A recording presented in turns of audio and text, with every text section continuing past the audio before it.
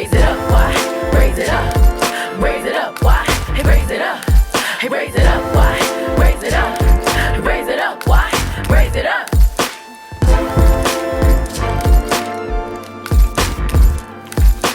North side, raise it up. South side, raise it up. East side, raise it up. West side, raise it up. Raise it up, raise it up, raise it up, raise it up, raise it up. North side, raise it up. South side, raise it up. East side, raise it up. The west side, raise it up. Raise it up, raise it up, raise it up, raise it up, raise it up. Hello. We're here to get this show going in 3, 2, 1. Hey loves, hey loves, hey loves. My name is Wyann Vaughn. I also go by Y. And this is another incredible episode of Raise It Up, Y, the podcast. We are here the final Thursday of June 2024 in an episode called Are You the Problem? And don't let that offend.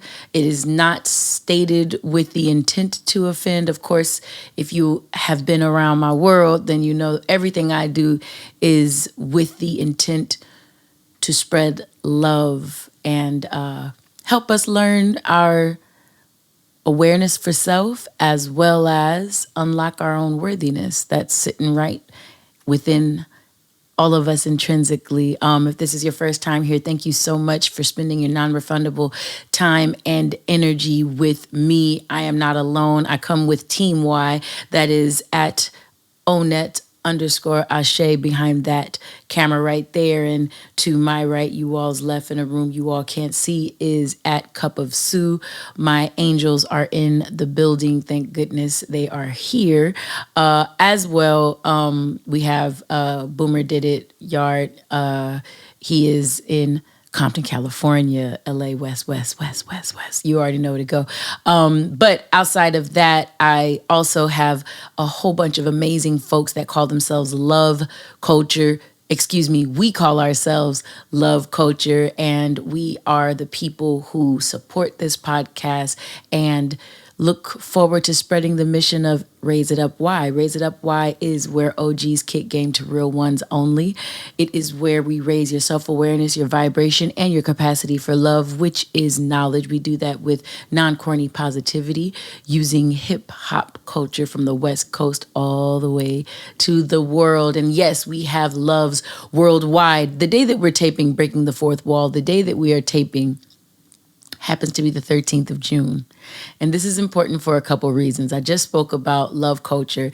Two of our loves, one at 6Teddy13. And if you haven't noticed, 613, it is her birthday today at Mama's Teresa. Well, at 6Teddy13, her love culture name is Mama's Teresa's. Happy birthday to ya. Literally, I hope you can hear me singing that. I just don't. Dang, I'm going to have to sing in a minute, though. Happy birthday to ya. And just so you know, you're not alone. One of our most mature members of Love Culture shares a birthday with one of our baby loves at JF Musics, MUISIX, over in London, just turned 21 today. So happy birthday to ya as well, young man. And what I love about everything that we do here in Love Culture, we root ourselves by listening to and grounding ourselves in all of the dope shit that I be kicking in this particular podcast. That's number one. We root ourselves in at Raise It Up Y, RAISEITUPWY, for anybody who doesn't know across socials. Number two, we do good for no good reason.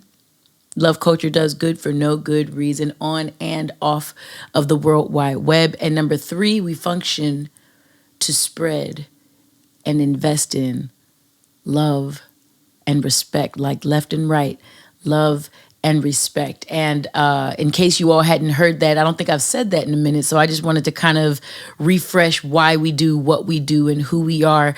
All of this is going to be important in this episode. This year, we are deepening our understanding for the third tenet of what we raise up, which is your capacity for love. called knowledge. The more you know, the more you're capable of love. And if you don't believe me, all of my YouTube loves, I actually brought a textbook, the teacher's edition of one of the textbooks that I used to teach from when I was at a particular college. And I'm going to borrow some information from the love chapter of this book, all right? Because if we're really going to do this, I know we've been talking rap beef and hip hop and, learning and extracting lessons about ourselves from that. But if we're going to do this for real in this year and increase our capacity for love, which is knowledge, then I want to make sure that we're doing it from a real collegiate, self-awareness, therapeutic space. And as you guys know, I'm a therapeutic edutainer. Therapy, entertainment, and education, if they all sit in a room together, they birth me and my prowess for how I disseminate information. So, again, my name is Wyann Vaughn. I also go by Y, and you are rocking with at Raise It Up Y across all your socials. Let's get into some grounding. I start every one of my episodes making sure that we're all here. We come up into the episode making sure that we are rooted right here. And I know that seems kind of silly if you haven't been around. Like, girl, you talking to me? We're on this podcast together, or I'm watching the show of this podcast already. We're here. What are you talking about? In the spirit of learning about your capacity for love and about your self-knowledge, we don't go everywhere our physical body goes. And I say we, and I make a distinction from our physical bodies because the mind and the body aren't always one. Sometimes your heart is a third splintered off section of yourself, and your heart will be in a space, and then your mind will be in a space, and your body will be in a completely third space. And what you start to realize is, as much as you think you are present somewhere, you're really actually just physically present only, all right? A lot of us have jobs that we want to say that we love. Ha, ha, ha, ha. Yeah, right. A lot of us say that we are in love with the person we're actually in relationship when sometimes our mind is on the relationship failed before and our heart is in two relationships before that because we still feel emotionally tied somewhere else. Just so you know, when we ground ourselves, we bring us where we physically are. And this is no different. I do it like a poem. Invite you to close your eyes if you would like to. Keep them open if you choose. However you do it, take a moment. Be here with me. Hear my voice. Bring your awareness down to your feet. And if you're feeling like you want to really prove it to yourself, wiggle your toes. Bring your awareness up through your body and touch your nose. And you're not doing it for any other reason than to recognize that you are physically here. Go ahead and breathe a breath in. Blow a breath out. Do that again. In through your nose. And out through your mouth. And take a moment. Own this. This is a miracle we are calling life. That you are breathing, you are winning because you are sitting here living this life just by spending this time with my voice. Right now, you're investing in your betterment. I want you to sit with that and feel proud. And let's go up. Welcome. Welcome to the space. Let's get it on. Let's go up. Not only is it Mama's Teresa's and who I call on Instagram, James, because I always put like 100 A's in his name. It's not just their birthday. It is also the birthday of my first poetry book as I take you into this Douxadiddy. My first poetry book was self-published in 2008, 14 years ago today. And I've done this poem before, I realized, and I was talking to my angels about thwarting doing this poem and scooting to another, but they convinced me that I brought this poem to the forefront for a reason, and I have to be true to what I said I would do. My book, both of my books are available on my website. My first book, particularly, is made to order. You can get a soft cover, hard cover. It gets sent right to you. And it's a small, cutesy little book. This is the fourth poem in the book. It is called Cowboy. I am a silly woman and a creative, and I want you to know that I write poetry sometimes that is only meant to be sung. I can't explain why that is, but this is one of those poems. And it goes, Cowboy, needing a sense of some direction, always smiling, never finding shining sun to light your dark inner complexion. You yearn for love, but do not trust anyone. Painting expressions on your face. Your skin is armor, so no harm can come inside. Knowing your tears need to escape, you pack the pain and just continue to ride. And this life won't let you roam alone. On your own, it's too cold, the road's too long. You're riding blindly through the night, guided by the fading star of who you are, cowboy. Why do you keep to yourself? It's only hurting you, breaking you down, yeah.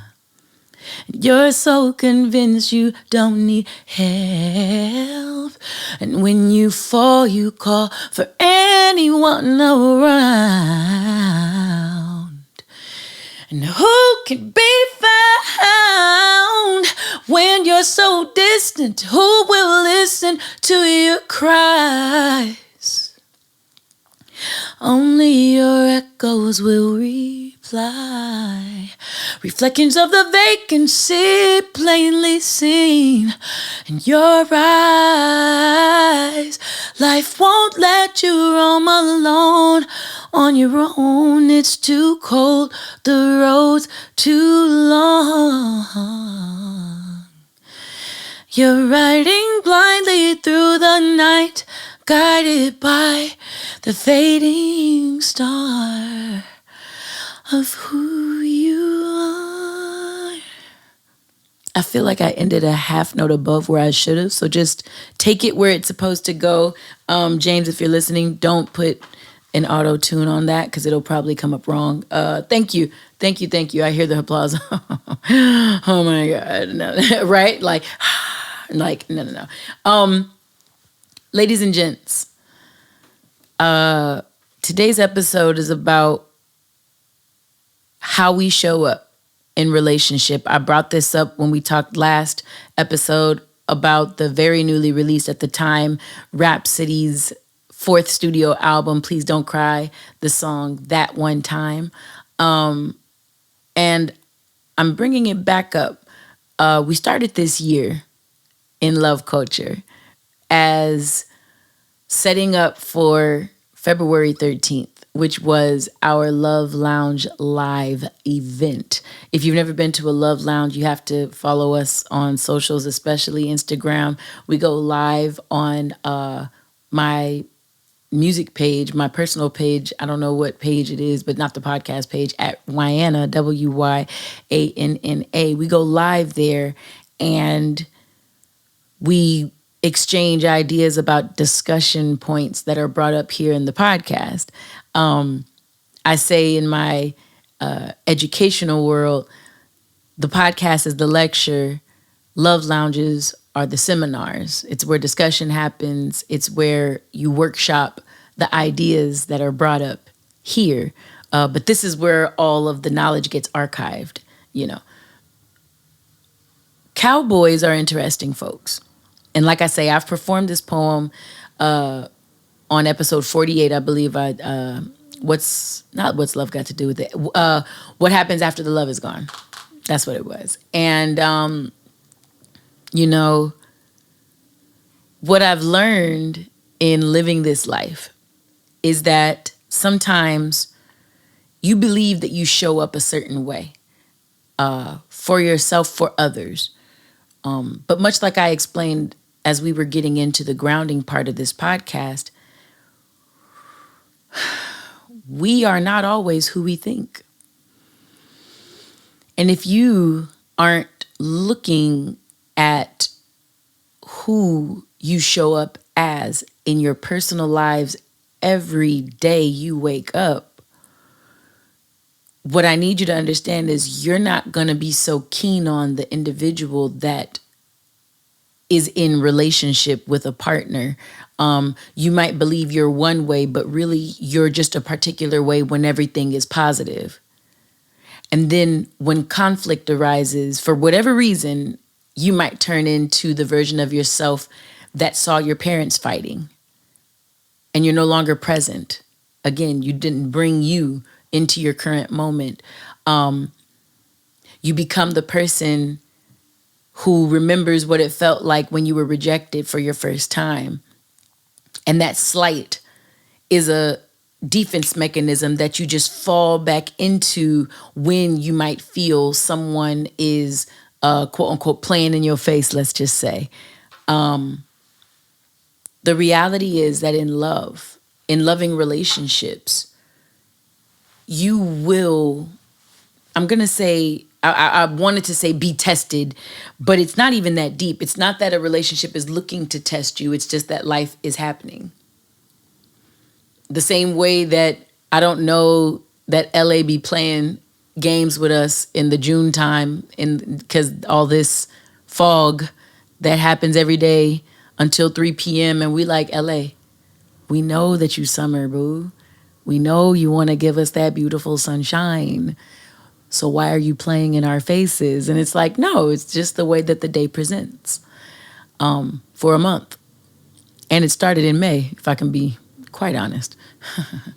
Being funny when I use these analogies, though, because when it shows up in our relationships, we have a tendency to have blind spots. We can pinpoint everywhere our partner is quote unquote playing in our faces when they are taking us for granted, when they forget to call us. They don't show up for a certain event in our lives the way we would have liked to have seen them. And what we might notice about ourselves is that we start keeping score, which, depending on how you believe in love, you're not necessarily supposed to keep a score of wrongdoings where love and loving relationships are concerned. So then you have to ask yourself, if you're the individual that needs to be right more than they desire to be happy, if you're the individual that seemingly needs to be right more than they choose to experience love, what are you in? What are you doing it for?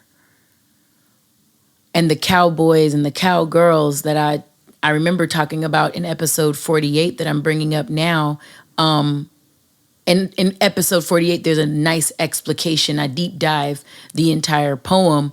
But one of the lines that sticks out so much to me and actually informs the raise 'em up that we're going to get into is, who can be found when you're so distant? Who's going to listen to any of your cries? And in that case, the answer is only your echoes will reply. And each of those echoes will be reflections of the vacancy that's plainly seen in your eyes. Sometimes you won't even be able to see how distant, how far from the point of something you are, because you're so busy looking out at the world, finding fault everywhere else, finding the offense in everything else. I feel a whole different type of compassion for lovers, people who are looking to love and be in relationship that are under the age of 30. Folks are so used to critically analyzing, getting everything right, going to college, writing fucking think pieces on social media, critically comparing notes with folks in comment sections across social media. There's so much practiced pontification that people rarely know how to just be. When it comes to being in relationship, when it comes to learning who they are, how they look, or if someone lovingly does point out to you, hey, do you notice whenever your feathers are ruffled, you fill in the blank? Hey, have you noticed that whenever a situation isn't going the way that you intended, you become like fill in the blank? And instead of being able to absorb information, the new age lover, the under 30 lover has a rebuttal. They have a self-justification for everything instead of the ability to take a seat in their own life and witness hopefully sound information, or at least if it's not sound information, it's just objectively information that somebody is bringing you, such that you could look at yourself and decide how aware you are within that moment. If every time someone tells you about you, you're quick to jump into defense mode because you've taken offense, well, damn, who could tell you anything? How do you learn? When do you learn? I got a dude having a whole fight with me right now in one of the clips from the Raise It Up Y page. Did I show you that? Lord have mercy. A gentleman who, I'm talking about music appreciation being taught in colleges and universities across the country. And this gentleman is going into a rant.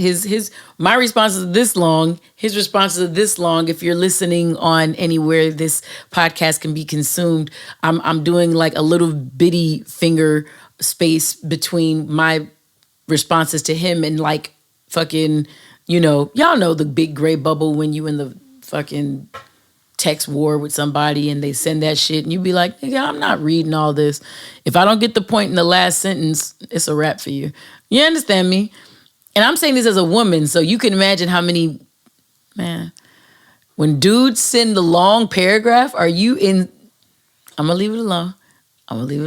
Especially this one. I'm going to leave it alone.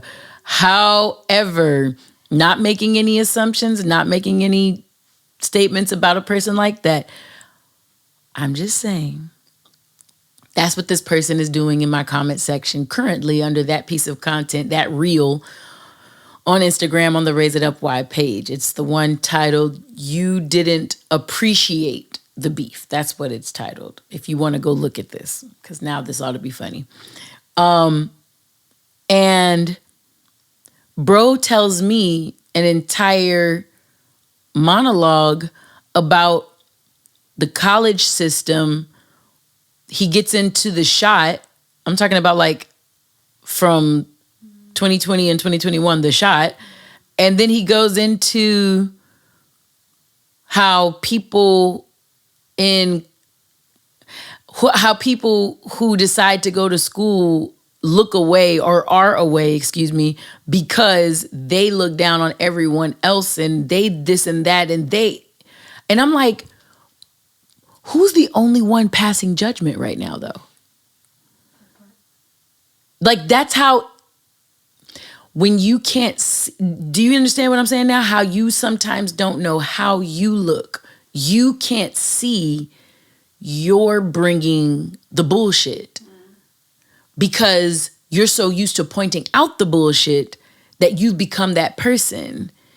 That's the lack of self-awareness that I'm talking about in a cowboy, in this 14-year-old published by myself book of poetry called 13. Again, wyannvon.com if you want to get your copy of it. But I'm letting y'all know, episode 48, if you want the deep dive explication. I just don't want to duplicate services because I realized that I used this same piece of art before.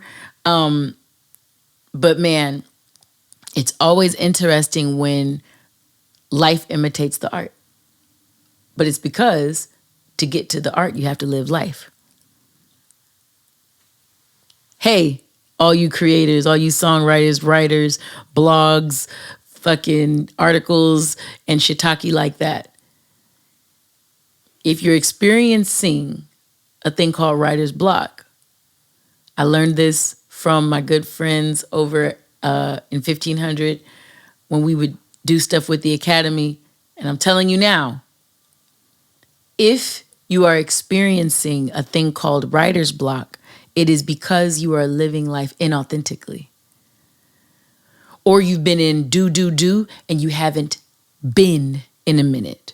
Put the pen down. Get out of the studio. Touch the fuck grass. Go outside. No tea. Go outside.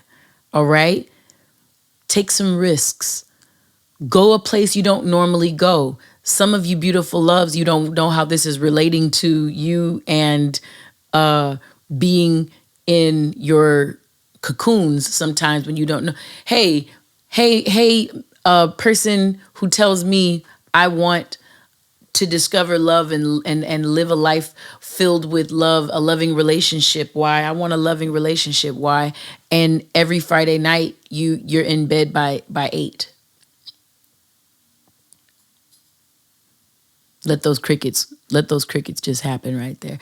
Or every Saturday you are in the house. And every Sunday you watch your inspiration from home. How are you going to meet the person you want to share something with staying cocooned in your house? Even caterpillars chrysalis for just a time. And then they go out into the world. They butterfly. I have too many of these episodes about the difference between caterpillar life and butterfly life. So please go in some of the archives of these episodes and check out some of my ideas on what butterfly life looks like as opposed to caterpillar life. But you got to take some healthy risks and do some things differently. Switch off your autopilot. Make the left when you usually make the right. Go out. Join a gym. Join a writing group. Enroll in a class. I don't care that you have a PhD. Enroll in a creative something or other class. Meet people.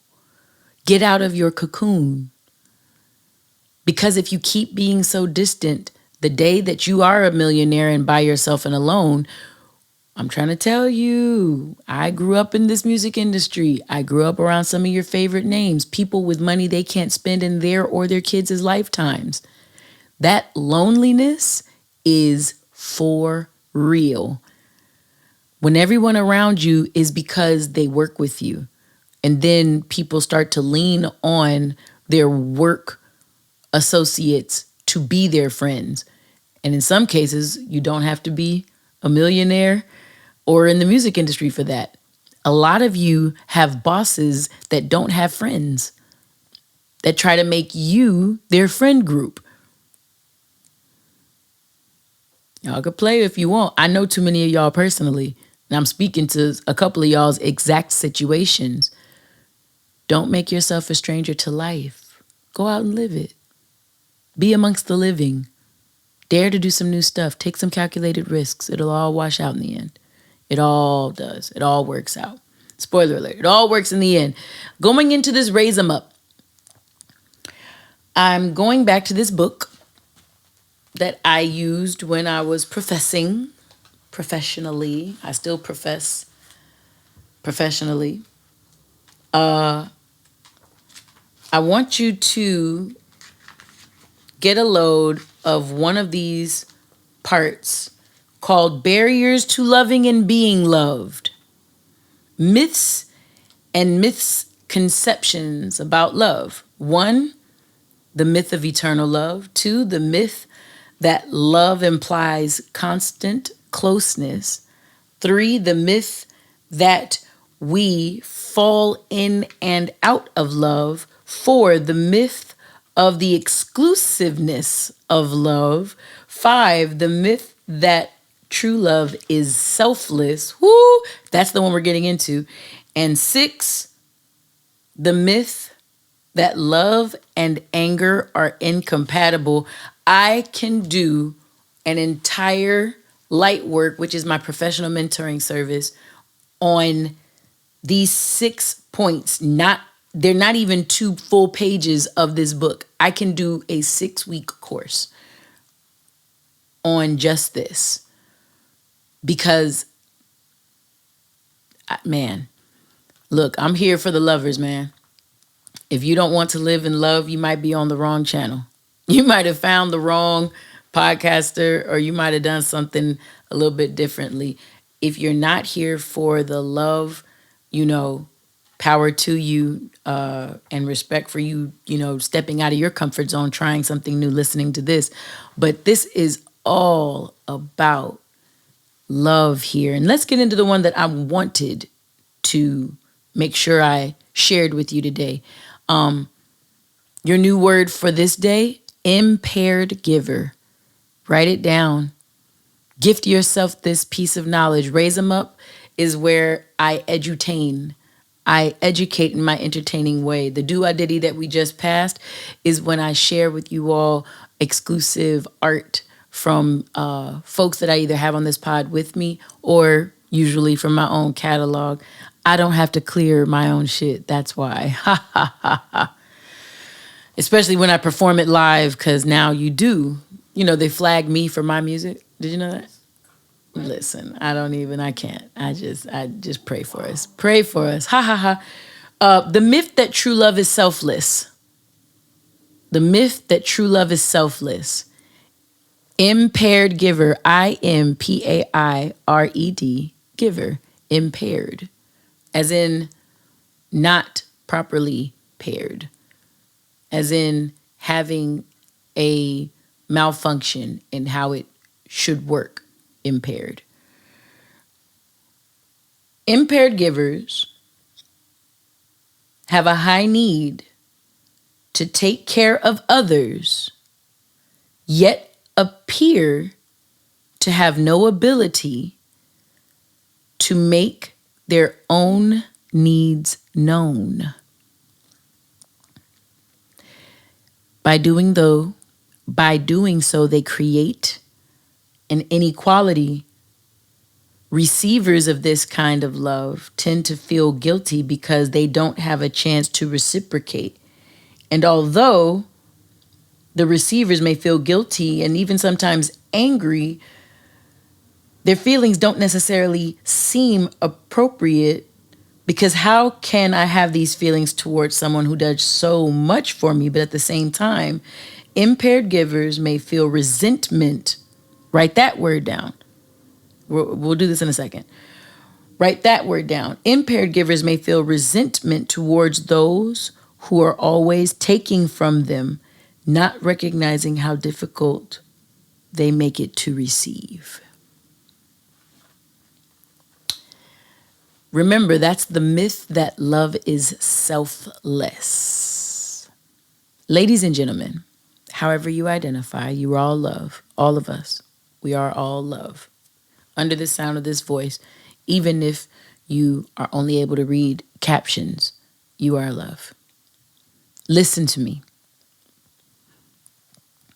Especially my single mothers out there. My folks who were raised by single mothers. So therefore, you've only seen someone give and give a lot.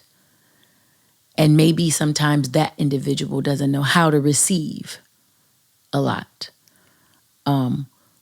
Or if you are the child of a type of caregiver like that, You were never in a position to be able to give what you know your caregiver needed. And so you always grew up with this, when I get on, I'm going to get mama, fill in the blank. I'm going to make sure big mama, fill in the blank. I want to make sure that my dad has someone that he can love because fill in the blank. And there's usually, when I say fill in the blank, some form of powerlessness that the individual wants to try to do for the parent they never saw get their just due. Hear me and hear me clearly. When you love in a way that forgets yourself, you create a maladaptation in the parity, the polarity of your relationship. And as a result of creating that dilapidation within your relationship, folks don't know how to help, how to love you back in a way that seems up to snuff with how you've provided love to and for them. I say this for folks who make a lot of money. I'll even say this for some of my lady listeners. You might not be a love, and if you're a love, my lady love listeners, who might make more money than a gentleman caller or a lot of gentlemen. Again, if you make six figures, you are in, I think, the top 90%, you are above 90% of the earners in this country. That's the 10%. That means a lot of people that you might want to date probably won't be on your level, quote unquote, because on your level should be way more than just how much you make, by the way. Let's keep going though.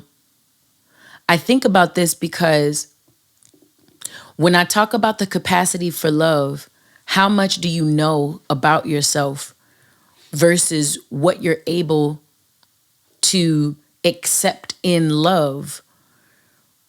Ladies and gentlemen, if you're not recognizing these sorts of quirks about yourself, these sorts of unevenly, equally yoked plays that are happening in yourself, what you might not realize is you're costing yourself the game. Each play, you're losing yards, you're losing inches, and therefore you keep getting put back. Of course, this is a football analogy for anybody who doesn't realize. But the idea is you're continuously putting yourself back, turning over the ball and getting scored on. And what's happening is certain folks will say, well, as long as I'm making this six figures, or as long as I have a degree, then, and it's, no, you're forgetting the whole of yourself. So that loving that you think you're doing, no, you're just paying attention to the one part of your life that you feel comfy acknowledging. So if you continuously get degree after degree after degree and your health is declining because all the sitting and all the studying and all the researching and all the writing has you gaining pounds upon pounds upon pounds, you feel like, well, if I have a doctoral degree and I'm doing so well and I understand this and I know how to cook and why isn't someone seeing the value in me? It's a reflection of what they see you valued about you. For the person who only values their money and you think that that's going to be the thing that makes or breaks how you get in a relationship, this is not slander. This is a point of looking in the mirror and giving you all a pop culture example. I want you to notice the conversations had around Vivica A. Fox now stating at age 60, she's ready to open her before narrowed stipulations on who she would decide to love. For anyone who doesn't know, Vivica Fox was in the 90s, one of the most beautiful black women across Hollywood. It was like an Angela Bassett, Vivica Fox, Gab Union, fucking Halle Berry. Like, there were just these like faces across Nia Long. There's these faces, black girl faces rather, across black Hollywood, that if you were a black girl in America, you were like, I want to look like her. And Vivica Fox was 100% one of them. For any of you who weren't there or too young or you aren't from this country originally, she dated 50 Cent for a very long time. And very long time, some years. It's not like 15 years or anything. It's just some years, couple years. Under 10, I believe. Maybe around 5. But the idea is it was a big breakup. 50 has a big personality, so he had lots of things to say. She was sort of quiet throughout it. And in Hollywood, at the very least, I don't believe that she was heard from for many years after that. I'll say that. So now Vivica has resurfaced just a couple years ago, maybe. She has some cosmetic alterations done to herself, and she has the money to do it, so why the fuck not? She's in Hollywood, where as a woman especially, you get assessed by how you look on camera. Respect. You do what you got to do, I guess. You know, I'm not 60, so I don't know what it feels like. I've never been the it girl. I never got in this industry by being the it girl with visuals, so I don't know what that pressure feels like. So I'm clear in how I don't want to make it seem like I know the struggles of what a Vivica Fox has gone through. However, she's now at 60 deciding to be a little more lenient with who she dates, where when she was in her 30s and her beautiful 20s and her, fantastic 40s, she was still so much the it girl. It was like, nope, here are my rules. Here are my standards. If you don't hit this, this, and this, if this is my checklist and you don't check off these things, it's like a no. This is my assumption, by the way. I don't talk to this woman, so I don't know her. I don't know what personally is happening. But I can assume by what is currently being said that these are the things that she probably at some point dealt with. What did I say earlier? Before we even brought this particular name up, I know a lot of people with a lot of money who have been in Hollywood for a long time. They have money that they can't spend in this or their children's lifetime. I just said that. And I also remarked how lonely that space can get, not for black women who were the it girl in the 90s, for any human, black, white, Asian, Puerto Rican, or Haitian. I don't care what color of Pride Month flag you identify with. 1000%, if you have red blood in your body and you are an adult human in America at the very least, I can pretty much assume this is your reality. Cowboy or cowgirl behavior, keeping yourself so separate because you're ahead of the pack, or I'm so much of the outlier, or I'm this and that and da-da-da-da-da. That egoic understanding of self versus building a self capacity, building knowledge for yourself, taking a gander in what that might be or look like. If we're expanding your capacity for love, that's great. But what happens when you've never dipped in that bitch? Like, you know what I'm saying? If you were a cup, but you expanded to being a bowl of love, if you didn't know what was in the cup, what makes you think you know more about more of you? You have to take, that's why I say you have to take those risks. Living on autopilot doesn't help you know you. Doing your everyday, all the time, every way, never opening yourself up to new experiences. Listen, that doesn't end up helping you.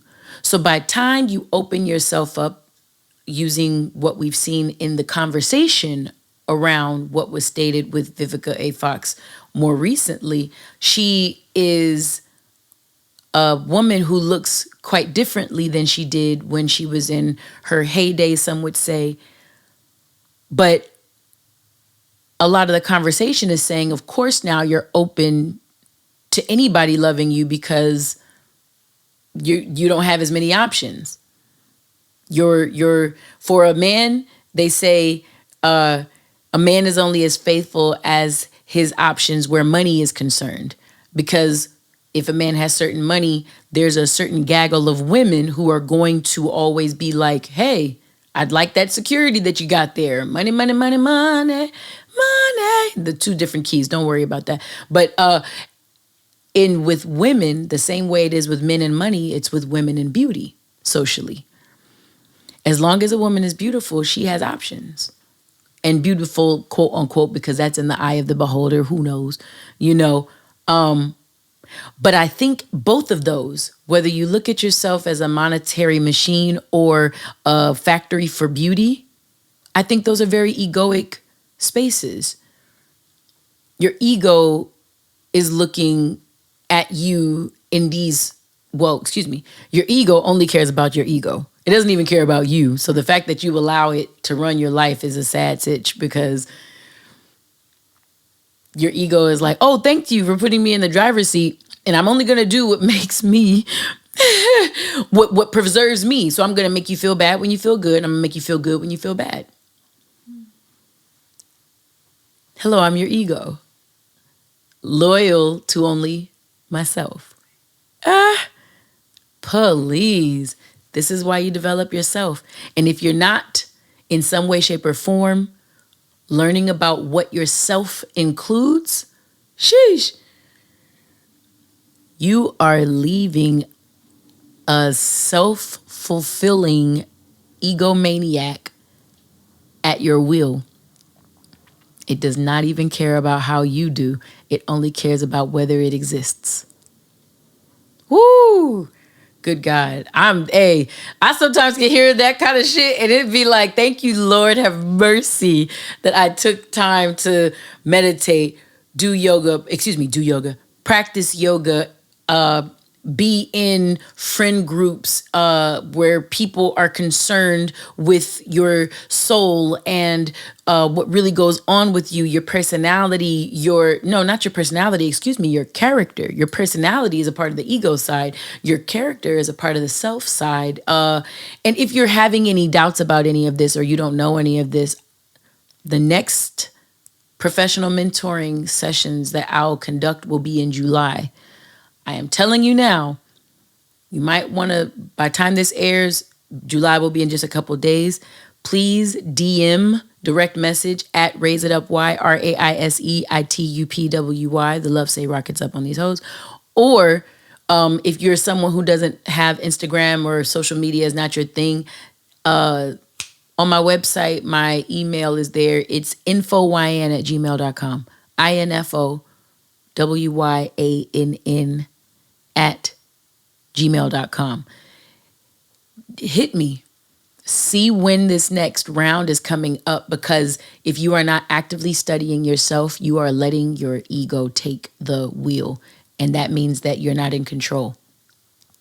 You are not in control of your entire life. I pray for better from you. All right. So, impaired givers, again, are folks who think they're being loving by being selfless. And that's not love, because by being an impaired giver, they give at the detriment of themselves. And by giving at the detriment of themselves, it leaves you feeling guilty, holding the bag, watching this person sacrifice who they are in order to attempt to make you happy. And what ends up happening is the receiver of impaired giving's love starts to feel guilty, and the impaired giver in love starts to feel resentment. Neither of these two things are what I think anyone signs up for when they say, I want to be in a great relationship. Where's the resentment? I want to be in the most loving relationship possible. Where's the guilt? Nobody does that. Nobody does that. You understand? So, in practice, what you would want to do to ameliorate, to improve, to make better a axis of power that's kind of like throttled and rather off. It's not throttled, it's kind of off kilter because an individual or two individuals are impaired lovers. What one has to do is be brave enough to have honest dialogue and conversation. If that conversation can't be had with just the two of you, you need a mediator. You need to be able to talk things out.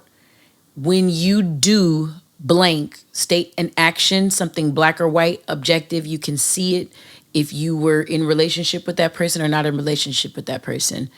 When you state behavior, I feel, state your feeling. That's called you and I statements. When you do fill in the blank, I feel, fill in the blank. I want to bring this and have a discussion about where you think we can go from here.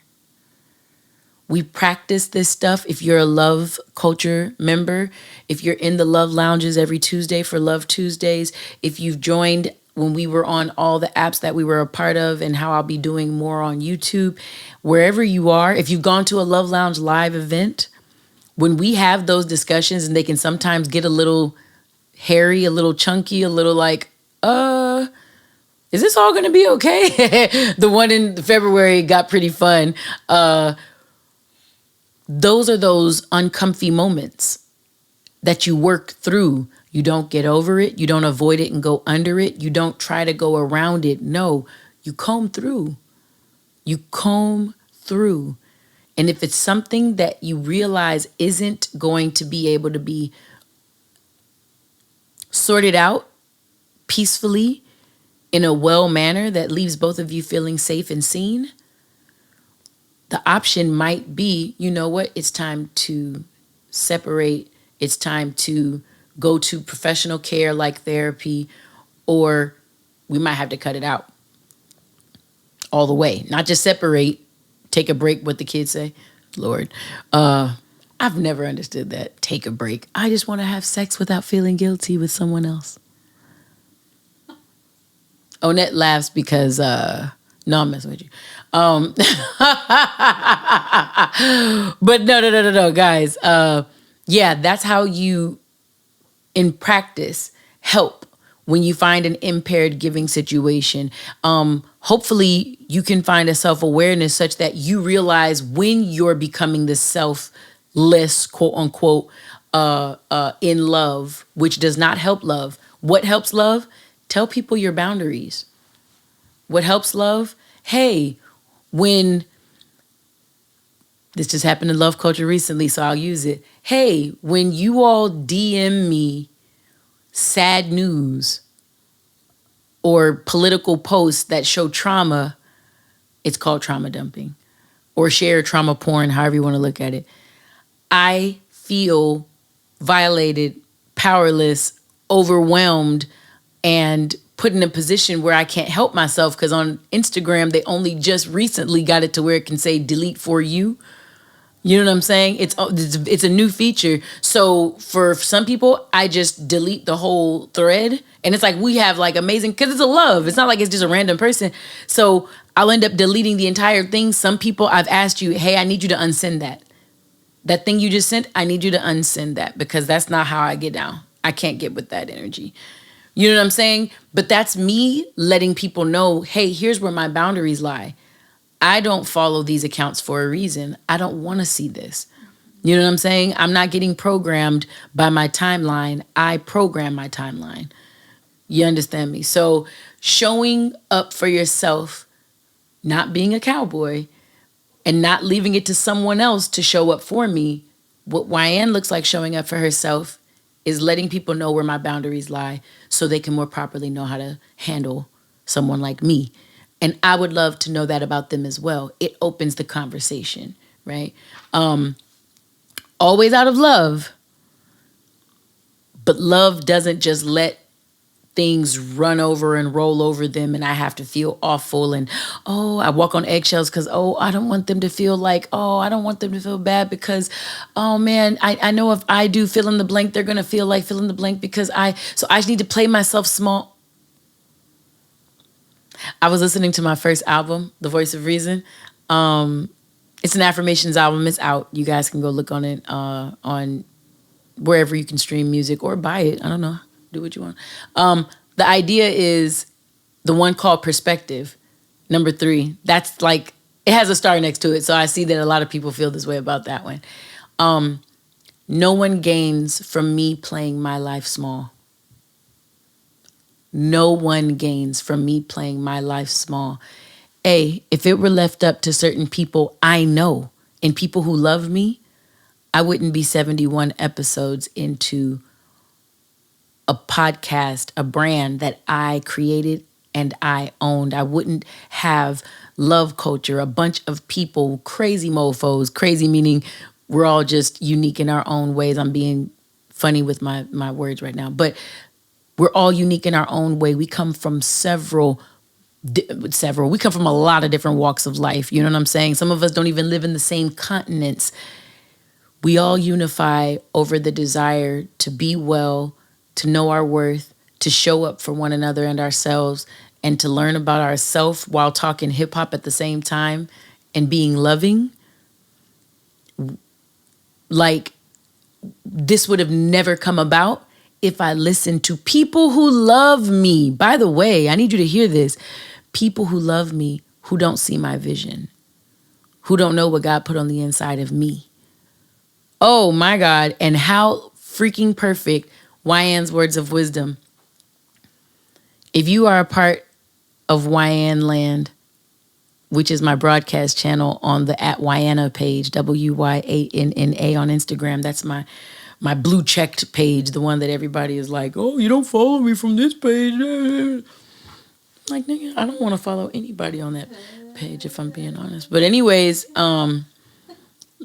it's my personal / music-ish page. But I bring that up because in the Yanland broadcast channel, I spoke about this from, was this the 11th?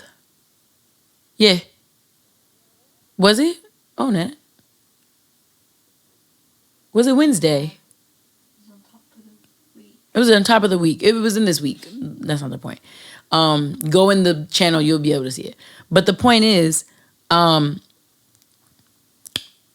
we have the Sermon of the Cherry Tomato. That sounds insane. I know it does. The Sermon of the Cherry Tomato and the Wyann's words of wisdom for today. Oh, Netta.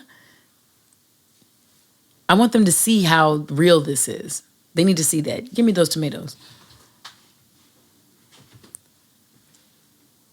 This will make sense in a second, me loves. Look at this. Look at this. Can they see it? Sorry, y'all, if you're not watching on YouTube, you don't see that I'm working with this cute little addition to my outfit where I'm trying to give you a little twin action, but not give you the whole thing for free. My fiance is watching. No, but what I'm showing you right now is some cherry tomatoes. They're literally on the vine. They came from my backyard. I want to tell you how when we talk about this episode that says, are you the problem? Certain ways that you can be the problem are by keeping yourself so distant that no one can listen to you when you cry, which happened in the Douxadiddy from the 14-year-old poetry book 13 and the poem called Cowboy. Another way you might be the problem is when you give in an impaired way and you believe that to love I am supposed to be selfless And by not looking at yourself, you create a dependency in another person. Even if they are your same age and they want to be your partner, you create them into being a dependent because you don't allow yourself to take in any love or help. And instead, you identify yourself by what you do for others, creating resentment in yourself when nobody does anything for you, yet you don't allow space to receive. And you make other people feel guilty, which you don't know. Sometimes you are the problem. Another way you can ask yourself, am I the problem? Is going to be in this sermon of the cherry tomatoes. So sometimes in life we see something, we see a behavior, we see a result. And I'm telling you, as a trained therapist, as a social scientist, just because we see things, we don't know exactly why we see things. That's where something called critical analysis comes in. That's what you get contact with by earning a bachelor's degree. A master's degree is about research, and a PhD is about giving back information. You are the expert that you use to research, and you get so many hours for doing that. But that critical analysis and critical thinking, everything that you see in this life, you see it, but you have to understand there are loads of interconnected variables all happening at the same time every day in life, such that when you see a result, you can't pinpoint why you see the result. This is why on the Surgeon General, when you see like the smoking warnings, you can't say smoking causes cancer. You can say that with 99.9% correlated, we can see that when people do this, this happens. You see what I'm saying? But proving causality is it's virtually impossible. So the highest you can get is like 99.99999 correlation. I'm talking to you in real researcher, collegiate, anybody who knows SPSS. I just probably gave some people triggers and trauma from stats in your master's program. I apologize. Ladies and gents, however you identify, we got evidence, cherry tomatoes in our backyard. Problem, not problem. We didn't plant them. That's what I was going to say. I don't know if you've heard. Wendy has taken a keen interest at I Am Wendy with an I, my sister, took keen interest in our backyard. This house, this space, we inherited from our grandparents. So this is the house that my dad, my uncle, and my aunts were raised in from the 1950s. Moved from Arkansas, come to South Los Angeles, as a lot of families from Arkansas did. And they're here in South Los Angeles. So Watts is over there, Compton is over there. Like, we in the hood. Beautiful hood, but a hood. It keeps the white people scared. Not so much though, but it keeps tourists scared. That's what I meant to say. Whatever, fuck it. Anyway, point is, when Wendy noticed that the cherry tomatoes were growing in the back, she said, oh, so it must be that the birds maybe cross-pollinated, because everything in that backyard that's there right now, you saw the transformation of the backyard. She planted it in 2020. Everything that's in that backyard, except for the big, big, big orange tree. Mm-hmm. The orange tree my grandfather planted. Well, here's a little history lesson. My grandparents, my model for love. Let me tell you something. Southern love. My grandfather did everything for my grandmother, loved that woman. They are the first example of till death do you part love that I've ever seen. My grandfather, I've told this story to Ali Shaheed, cat's out the bag. He produced a song for me that's on my next album. And the song is called Your Garden. And I told him this story. So that's where this song comes from. You heard it, spoiler alert, right now, episode 71. Ali Shaheed Muhammad hears this story about how my grandfather planted everything my grandmother loved to eat in that backyard. So there were grapes, but they weren't red grapes. They were green wine grapes. They only got about this big, right? There were peaches, but they weren't regular peaches. They were white peaches. And then there's lemons. I'm doing this from memory when I used to play back there as a kid. Greens. They weren't mustard or turnip greens. They were collards. My grandmother liked collard greens. All of these things. And that big, big, big orange tree that Onette and Susie, they see every time they come over here because that's what's still there. Mind you, it's been there since the 50s, that orange tree. That orange tree went through spells between when my grandmother passed away and Dad was getting this house ready for Wendy and me to live in. It went through a spell where it produced zero fruit. It was always back there, and it's so hard to miss. It's like humongous back there. Even when it was just like dirt and nothingness back there. The ground was hard. The dirt was not brown. It was like gray. It was so dry. Nothing grew back there. Not even weeds. I want you guys to hear all this because this is an analogy for you. Please listen. For years of no one being back there, taking care of it, spending time with it, nothing. The dirt grew to be so hard and callous that it wasn't even brown anymore. It was so desolate and desperate that not even weeds would grow. Nothing grew back there. So I have bad allergies. I don't spend a lot of time outside, especially not back there.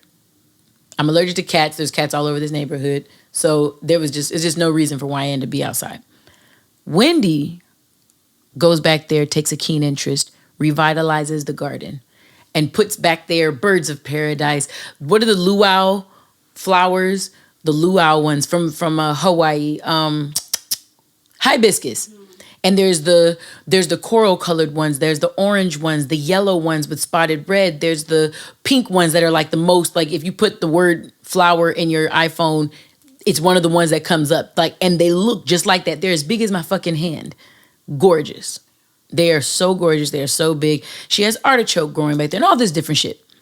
Point is, she did not plant tomatoes. And a month ago, she goes back there and she says, What's this plant? She has an app on her phone. She looks it up.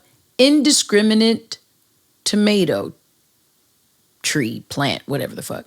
I'm like, oh, she says, did you might be, you got a little green thumb. You wanted to go? I said, hell no. I don't go back there. So she's tripped. She says, okay, a lot of birds. It's springtime. Let's just say it's a month ago. Maybe that's what's happening. I said, yeah, Wendy, I think that's what's happening. Cross-pollinated, nature's being nature. So she tells my dad and my aunt about it. My dad and aunt say, you mean like Papu's cherry tomatoes? Papu is what we call our grandfather. Papu's cherry tomatoes? Wendy was like, Papu grew cherry tomatoes? Yeah, right over by the studio. Exactly where they are. Wait, hold on. There were tomato. Yeah. So we're sending pictures. Like now we're investigating. Okay. So Auntie Pat and my dad say they're my grandfathers. Wendy and I think that nature did it. Here's the answer. Whichever we believe is the one that's true. This is your life, ladies and gentlemen. If you listen to a podcast by Jay Shetty that features Joe Dispenza, and I guess he's been on there several times, fucking pick any of them. It doesn't matter. You'll learn that you can live by matter or you can live by frequency and energy. You can live by particles or you can live by waves. Wendy and I, thinking logically, and very possibly true that some form of animal that cross-pollinates probably cross-pollinated. Sometimes, like if the neighbors on the other side of the fence, if they had this and, you know, rustling around, if they were rustling around and the seeds went up and wind blew them over, all of that can happen. That is how things happen in nature. It's not far off. That's living by matter. If you live in matter and you live by matter, then you think that when I set a goal for myself, I have to make sure I wait this amount of time. I have to do all of the things, you know, there's distance between me and my goals. So I'm far away. I recognize that this and that and that and this. You can live by matter and then matter will be what rules you. My aunt and my dad say, nah, those are your grandfather's seeds. And when you live under a belief like that, where you don't have an explanation, logical one, now you're living by energy. Because it's not impossible, but it's just, really? It's a long shot. But in this life, everything you think becomes your reality. So if you live by frequency, if you live by energy, if you believe that each person you meet is some incarnation of divine, God, the universe, stardust, I don't give a fuck, however you look at it. If you believe that each person is some iteration of divinity, imagine when you need something then. When God needs something, you think God goes to the store? God put on his pants? God, puts on his best, Sunday's best, he three-piece suits it. He goes to Vaughn's. He goes to Food for Less. We're in the hood. Wherever he goes, no. God says, you know what? I want a thing called humans, and then there were humans. Let there be light, and there was light. You know what I'm saying? These are abstract analogies, but you attract. You attract the thing that you want, and it reveals itself to you. And whether you believe that or not determines how your life pans out. If you think it's a crock of shit and you have to work hard for everything that you get in this life, that's exactly going to be your reality. I don't have to ever live by that reality, though.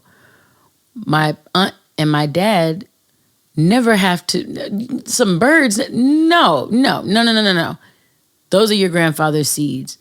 You poured love into them and you brought them back.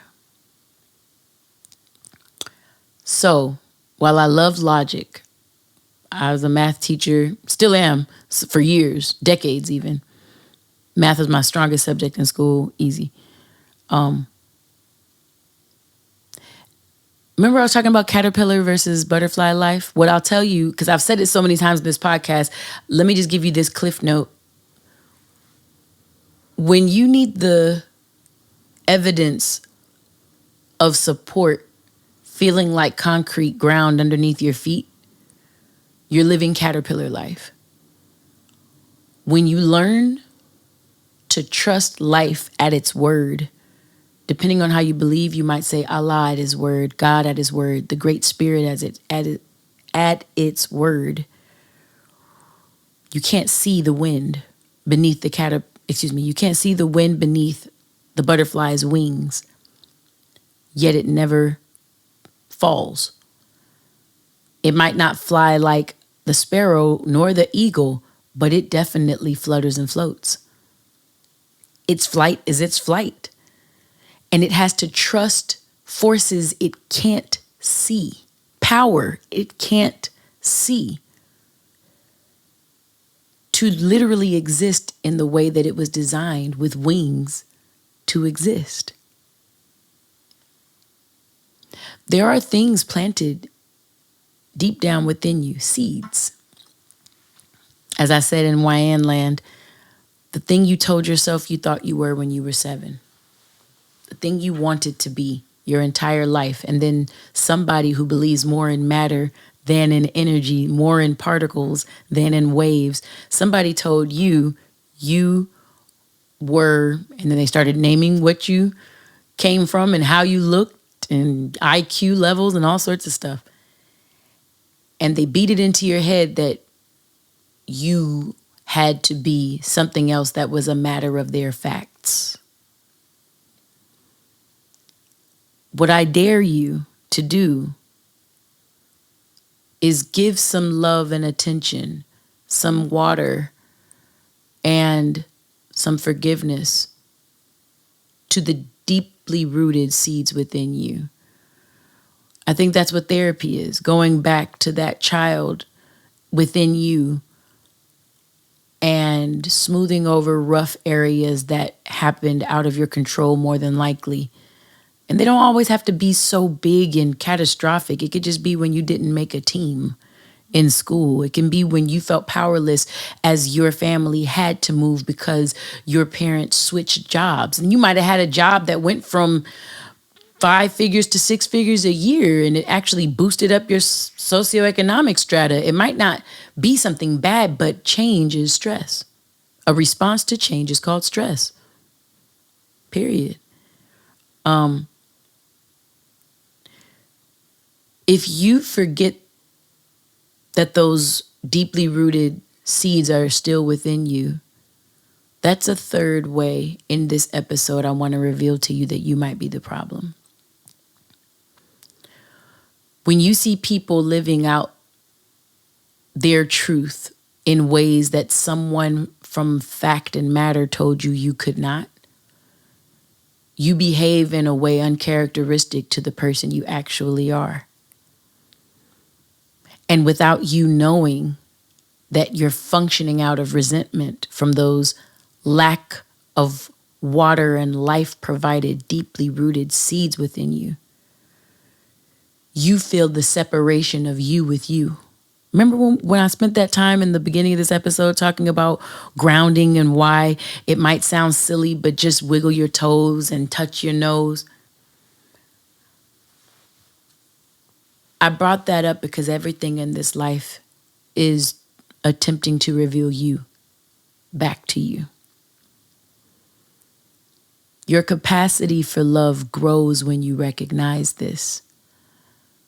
Or, like with the sermon of the cherry tomatoes, if you say, what I've researched hasn't revealed that to me, so that's not true.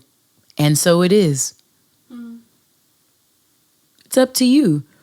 The beauty of living life authentically is I don't need your belief to live my truth.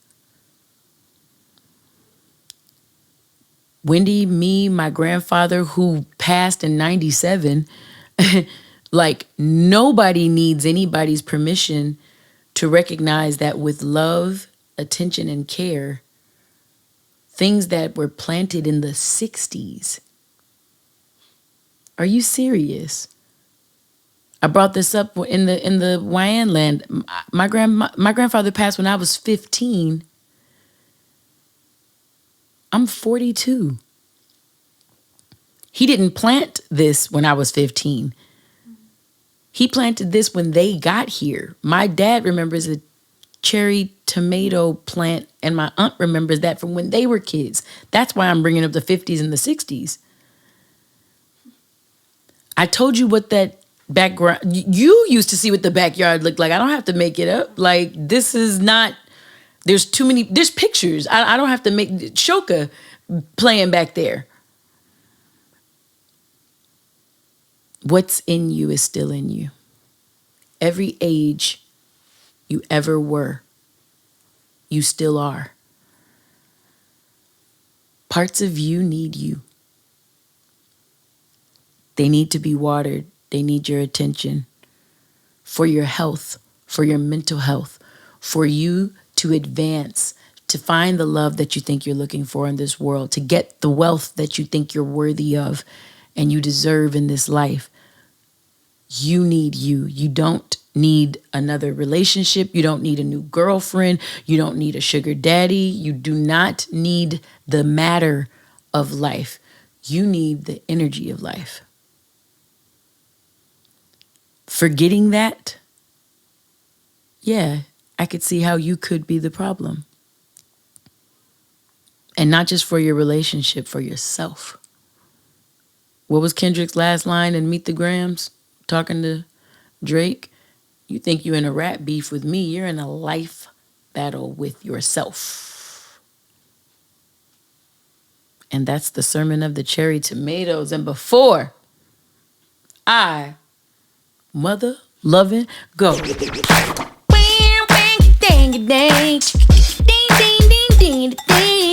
I look like I'm stripping, but you ain't looking at me, you tripping. If you only listening, I was still rhyming. Pay your dues, baby. Pay your dues, baby. Wyann looking crazy. No, at Hair by Quista, my heart, my cuzzo. If y'all looking at my hair, as you can see, I haven't been back to her still.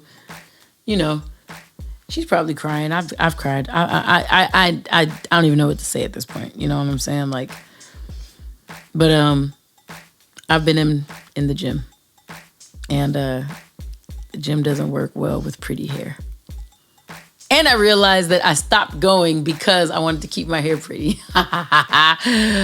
No. Several pounds later, I'm like, no, I'm going to keep this up. So, HAIRBYQUISTA, Hair by Quista is my hair lady here in Los Angeles. If you are ever in town and you need something done prettiful to you, please reach out to her on Instagram. She is my one and only hair lady of myself and the emotion. Speaking of family, at ILOVETHEDOUX, at I Love the Do. If you haven't seen this entire episode, I've been wearing this beautiful satin-lined hoodie on my back, though. Y'all, LA decided to get hot, and my house holds heat. It's probably 78 degrees, maybe 76 by now, something like that. But when we started, it was like 81 in here. There was no way. Ain't no way. However, what you've been seeing this entire episode is the sleeve.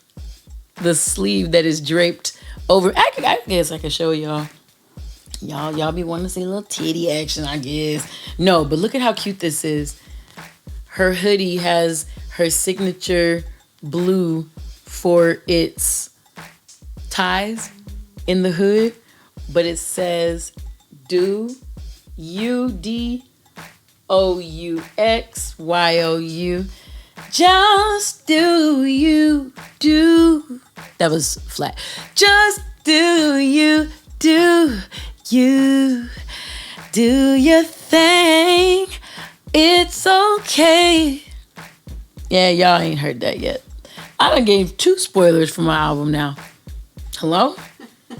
Hello? If I forgot to suck in my stomach and I don't look thin, imagine it. Fuck it. Listen. If you see it, that's how I look. Hello? If you think it, therefore it is. Amen. And there it is. And then it was so. Fuck you mean? Yes. So if you look to my left, your right of the screen, you will see Rhapsody's Please Don't Cry tissue box that I stole from my cousin, the Do headquarters in Atlanta, Georgia. My first time being in Atlanta, Georgia. I got to go to the second release, if I'm not mistaken, the second release party for my sister Rhapsody. If you have not heard that album, she's talking about, she enters first song of the whole album into a salon run by Felicia Rashad, who is also doing her hair. And as a result, when they've done, all of the promo for it, my cousin Maya Smith and her husband, my other cousin Brian Smith, have been the official sponsor of Rhapsody's Please Don't Cry album. Guess who didn't know that until the album dropped? Wyann. I did not know that, but they made sure I was at, and when I say they, my cousins Maya and Brian made sure I was out there for Rhapsody for her second event, and man, it was lovely. It was so beautiful. T.I.'s son, Damani, was there, and my boy Andre Mego has worked with him a lot, and so I was like, that's Damani. I call Damani my hope for hip-hop. When I heard him rap for the first time, number one, I thought it was Andre 3000, which is a huge compliment, and the same feeling I got when I heard Kendrick spit. That's how I felt about Damani. So I'm like, oh yeah, this is going to be good. This is going to be really good. So again, Rhapsody's Please Don't Cry album is still out. I'm not a big first week sale, first month, blah, blah, blah. I'm going to take this second episode to make sure that y'all know my sis has an amazing, vulnerable display of her art out, and it deserves your listen. And if you listen and you like what you hear, it deserves your financial support by purchasing it.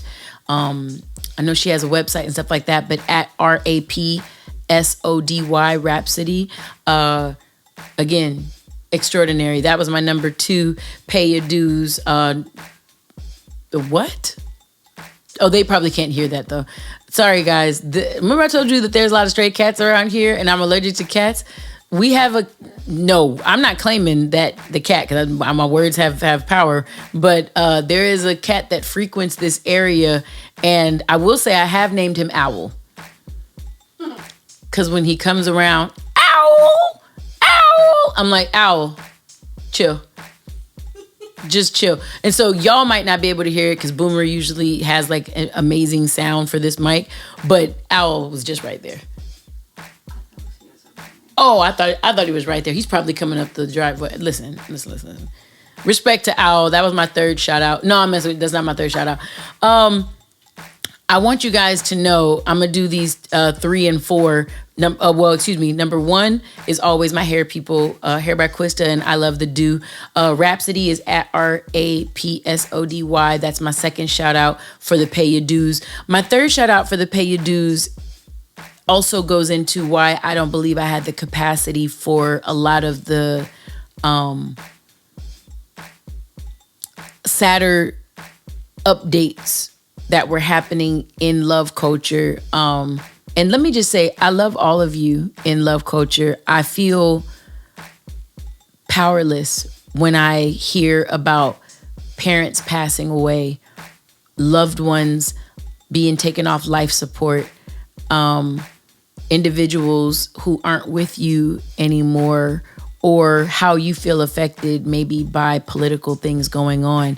I don't enjoy that that's happening for you, and I pray peace all over each and every one of you. Again, the myth of love is that it's selfless. I am a human being. I don't have all the answers. I don't have all the capacity in the world for everyone's hardships, especially when in my personal life, offline, in real physical life, because what we do on the internet is also real. That's real as well. And the evidence of it is when we have our live shows and we have people fly out from all over the country. So no, what we do there is real. It's so fucking real. I want to shout out for my next Pay Your Dues at J Black from LA. That's how it sounds. And the at Black Family Foundation. I shared about this individual on his birthday in the Love Culture community chat. The day I think I ended up having to address, it was the day before I addressed love culture and trauma dumping and stuff like that. But my very good friend, me and TJ's very good friend, he had a birthday, and on his birthday, he needed to be fully present for his family as opposed to just really celebrating himself, even though we did celebrate him. The mother of his 5 children just transitioned. So my good friend was dealing with a very, very serious loss and grieving. And he's not the only one in my personal life who is dealing with a very close loss. And when everything was coming from love culture as well, I started to feel like I was drowning. Mm-hmm. I felt overwhelmed. Mm-hmm. And that's when I had to say, loves, I love you, but there's not a world where I can take on the trauma I'm hearing and not feel this affected, because I actually care. You know what I'm saying? If somebody else did it, delete, block, you know what I'm saying? But it's people I actually care about. It's love culture. So I need you guys to know, when I shared about him, I shared the post that he put up for his birthday. And I let people have the option to look at the post, and maybe in there you would discover that there was a foundation for the Black family to the point where you could donate to things if you wanted to. But we were doing it in celebration for his birthday because that's how he positioned it. And that was the only reason I shared it with Loves, because it was positioned as, for my birthday, I would like ...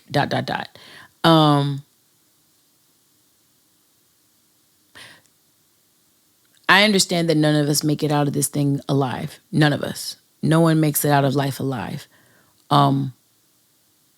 So death is guaranteed, but life and living is not. We do this podcast because a lot of us are asleep at the wheel. We're surviving. We're on autopilot.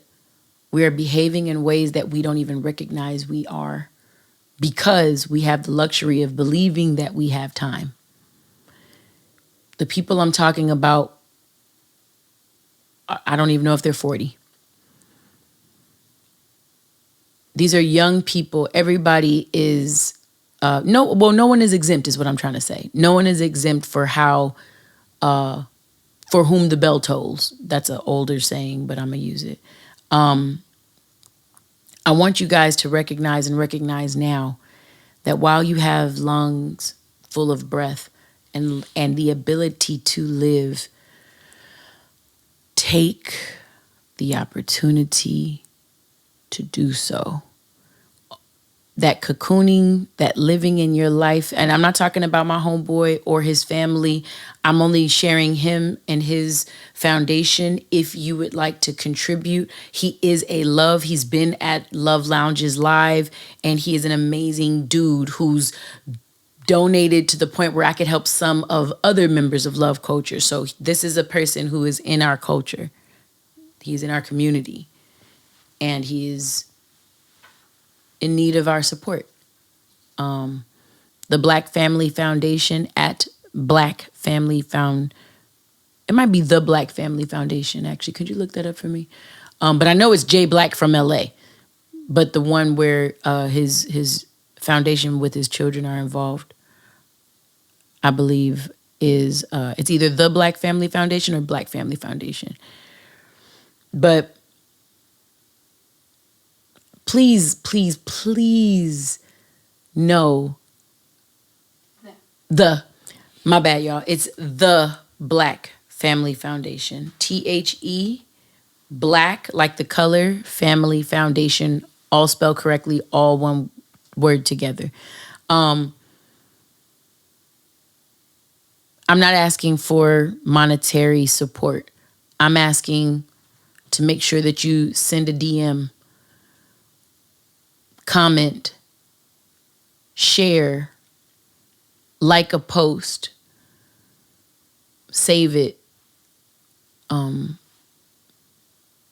ask questions, be present with Jay Black and his family right now. Because that's the type of support that we always give. And that's why it's so important that we do it when there's nothing wrong. So when there's something going on, it's not out of our character. It's just in line with who we always are. We check in every Tuesday, don't we? And if you're a part of Lightwork, LYGHTWORK, Lightwork is a part of the at Raise It Up Y tree. That's the therapeutic side. If love lounges are the seminar side, Lightworks are the psychoeducational sides. More intimate, probably the most intimate that we get in love culture happens in the Lightworks. Join a Lightwork and work on some of this. I don't want you to be your problem. I don't want you to go through this life not knowing if the people you wanted in your life weren't in your life because of something you maybe did unconsciously, unknowingly, that either pushed people away, made people decide that ghosting you was their best option to keep themselves safe. You might not have recognized that when you drink a certain amount or use a certain substance or have power, how you become different, or we can keep going. I want my hope for us as a people, if you're close in with this podcast as Love Culture, my prayer is that all of us make sure we're taking a hard, good look at who and what we know is in that mirror, or what we think we see in that mirror. And we explore and we develop and we discover and we uncover the beauty that's in each of us. I really pray and hope that that's what we do. I thank each of you for sharing with me your non-refundable time and energy. Keep all of us in your prayers. All of us. Not just when things are going bad. Not when it looks like, oh, there's a test, so there must be a testimony. We don't do none of that. None of that, bro. Because we are here and alive and we have the capacity. If you have the capacity, it's always good to ask so we don't trauma dump. If you have the capacity, send a note of encouragement to a love for no didn't I just tell y'all in Love Culture we spread love we do good for no good reason. We stand for love and respect. Period. Right? This is what we do. This is who we are. This is how we are. So I want to give you all those final words just so you can join in Love Culture. Be down with us. And I appreciate each and every one of you always. Prayers to you, your loved ones, everything affiliated with your world.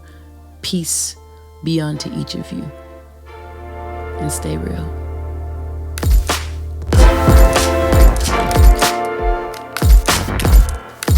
Raise it up, why? Raise it